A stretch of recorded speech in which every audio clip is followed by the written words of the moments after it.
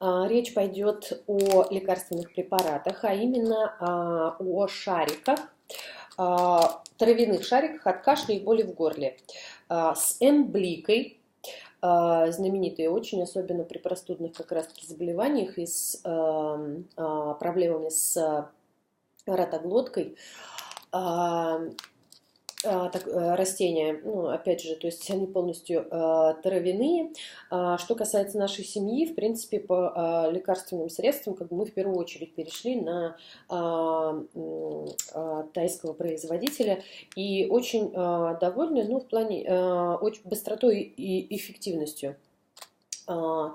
Используем, ну, то есть я и муж, шарики выглядят вот таким образом, абсолютно не вызывает никаких неприятных ощущений его употребления, его надо рассосать и проглотить.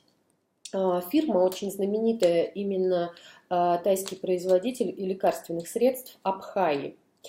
Не только лекарственных средств, качественные, зарекомендованные. Помимо имблики здесь использована солодка. Помогает и при ангине, бронхите, просто кашле и боли или першении в горле. Облегчает как раз таки кашель, выводит мокроту и так далее. По одному-два шарика по мере необходимости. Употребить, как я и сказала, рассосать и проглотить. Стоимость, простите, 127 рублей, кажется, я не назвала. Их здесь 40 штук, что, опять же, достаточно для долгого употребления и, так скажем, не на одну болезнь, но самое главное, будьте здоровы!